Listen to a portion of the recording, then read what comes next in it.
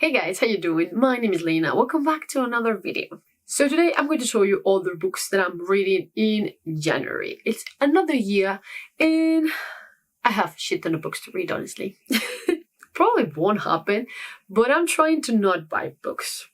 At least for a bit. Since I have a good chunk of them, honestly. Even though I'm really good at reading them too. But for now, we're sticking with books that I already own. The only one that I don't currently own, I actually own it on Audible.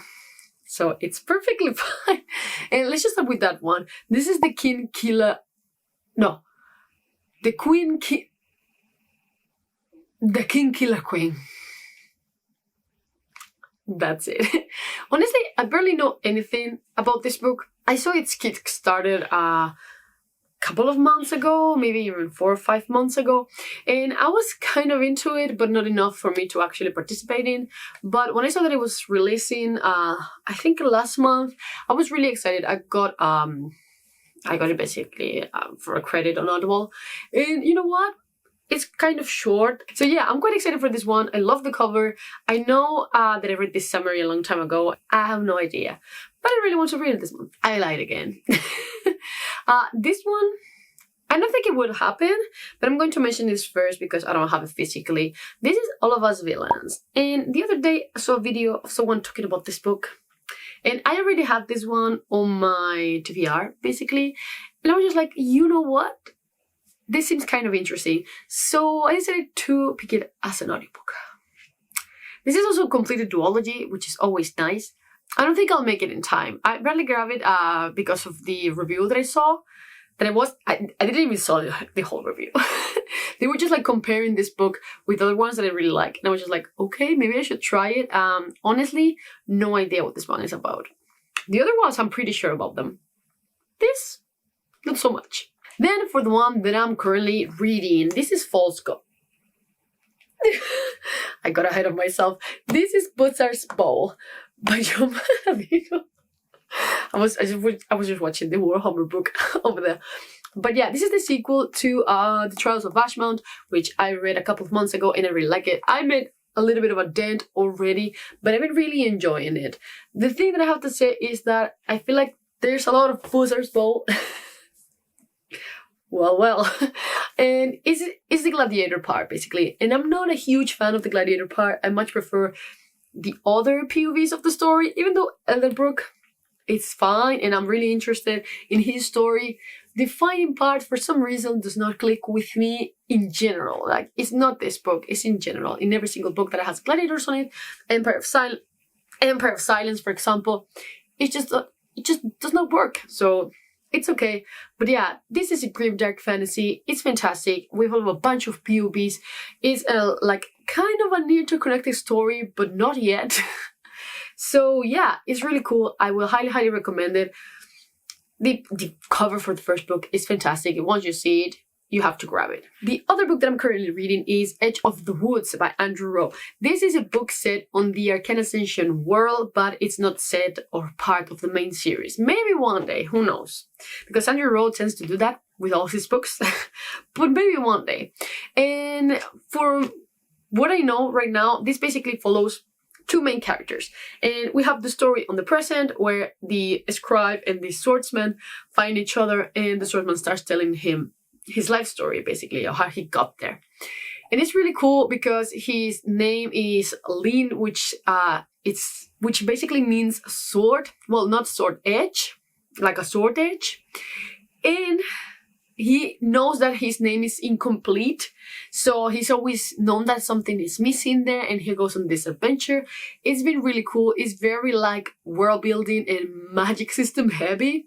So if you like that, you're going to love it. All of Andrew Rowe's books are like that, honestly.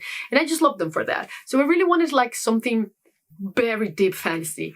And this has been it, honestly. For now, it's been really cool. So we'll see. So starting with the physical TBR, I have here The Night Eaters. This is one of the the graphic novels that I will be reading this month. And I'm really excited. Please just look at that cover. This was certainly a cover buy. So, if I'm not mistaken, this is the same author as Monstrous, which means that I'm going to love it, probably. But I love this type of art. I'm very picky with my art style, basically, my graphic novels, but I really like this one. But this is their new series, and I don't know, I'm very excited. This is going to be a trilogy, apparently. It's very thick, even though it looks like small. It's actually a very thick, like, graphic novel. But yeah, this is basically about two twins. And one day they are sent to the neighbor's house to clean up that mess. And in that house, a murder happened. And they find something there, basically. It's supernatural, if I'm not mistaken. I think so. But basically they kind of wake up or find something supernatural there. I don't know. I just really want to read this one. This art is just... I saw the cover and I was just like, okay. And this is horror. This is also horror, which... It's been my thing throughout the whole year, like throughout the whole last year. Then, for the ones that I will be reading, False Gods. Now, this is the second book in the Heresy. This is not written by Dan Abbott. Could it be Arnett? It's Dan A something. But he is usually, he's one of the main authors, basically, that I've been reading in Warhammer. And these books continue his first book, but it's written by another author. And I really liked the first book, honestly, so I decided to continue the Horus Heresy. I think it's honestly a good place to start, even though it might be an unpopular opinion, because there are many omnibuses out there. But yeah, this basically follows the Sons of Horus, and honestly, I cannot tell you much about it because there's a lot going on in the first book. But yeah, the Warhammer universe is very, very complex. There has a lot of a lot to it, basically. And you know what? I've been really liking these ones, even though I really like the more kind of modern type of books. But you know what? The Horus Heresy seems to be really, really interesting, and it's mentioned a lot because it's a very important plot point for a lot of the series. So yeah, we'll see. Then I have here Legacy of Ash by Matthew Ward. And the thing is, I've been putting this book aside for a long time because I heard not that great reviews of it. It's weird, but the people that I know haven't really loved this book. So I put it off, basically. But then I read the summary. And it seems like it's very political heavy. So I was just like, okay, because it's basically about these families facing each other before, well, or while this empire is conquering them, basically. I suppose that they will have to stand like their difference aside or something like that. But yeah, it seems very interesting. Apparently it's kind of dark, not really like dark fantasy or grimdark, but it has some dark elements to it. So yeah, I'm really excited about that. But look at this, it's gigantic. Then another sequel, The Fractured Dark by Megan E. O'Keefe. This is the continuation to These Blighted Stars, which came out last year, and it was amazing, honestly. This author cannot do wrong. They write one of the best science fiction out there nowadays. Like, it's so good, and I love the first book. It's basically about following these two characters as they are stranded in an alien planet, and the planet is basically trying to kill them. It's just fantastic. I don't know where this book is going, honestly, because I feel like the first one could have been a standalone, but then the ending is kind of open. And I'm curious about how this is gonna go, because I love the first book because of the setting, not as much as the plot. So now that it's changed, we'll see. Then I'm finally reading I almost said A Darker Shade of Magic. The Fragile Threads of Power, which is a sequel series to A Darker Shade of Magic.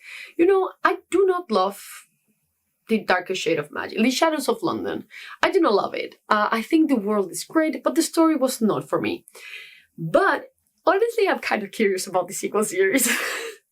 I know nothing about it. I haven't even read the summary, and I will not, because I feel like each time that I see the plot or the summary or the main idea, I end up being disappointed by the execution. So, having not seen it, maybe I will be surprised this time. Then we have here Nigromante by Carlos Ceci. This is a Spanish author. This cover is great, and this is on 3D. The back as well is beautiful. This trilogy is fucking beautiful.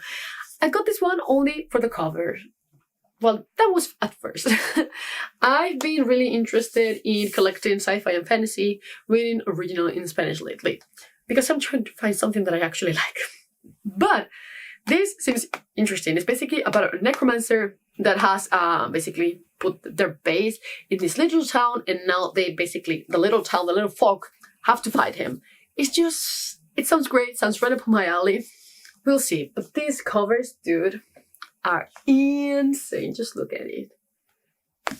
The second one is even better, honestly. I think this TBR is definitely too big for me, but let's go. A Blade Through Time by Louis Coleman. I've been trying to read this for a couple of times. I even got it physically and already have the audiobook. This is a dark fantasy lead RPG. And that doesn't happen often because they're usually very inspired by, I would say, like a shonen, and usually it's very heroic and such. And I've been feeling like reading something dark. As always, let me just read you a little bit of the beginning so you can see why I actually chose this book. Leonis Asteri was only 16 when they came to kill him for the heresies his father had committed against the Archons, the mighty demigods who keep the peace at the civilized lands and prevent the evil Goetia from enslaving all humanity. Gods? Evil gods? Demigods? Heresy? This looks great. I thought it was longer, honestly, when I first got it, but I'm pretty excited. Also, I kind of really like the cover. I don't know why, but it just looks like very, like right on my alley. It's just weird. And just because last month I didn't actually have the time to read it, I will be reading The Art of Destiny, which is book 2 in the War Art Saga by Wesley Chu. Yeah, I almost fucked that up, but no. And I really liked The Art of Prophecy. The more I think about it, the more I like it, honestly. And I'm super excited to read this one. The covers of this series are outstanding. We basically follow this powerful general, and she gets into town to find that the prophesied hero is actually a useless dude. So she decides to train him, and then it changes a lot. FYI, I'm always warning about this, but I really like. I feel like the change was weird, but I also really liked it. So yeah, I'm really excited to continue this series, basically. Oh yeah, I'm forgetting one, but it's ready for another video, so I will grab it. And finally, I will be reading The Will of the Many, which is my favorite book of 2023 because it's so good, and I've been really excited about reading it lately. I've been just thinking about this one a lot, so yeah, I'll probably do a full review of it. Honestly, I'm not telling you anything else. So yeah, those are all the books that I will be reading this month.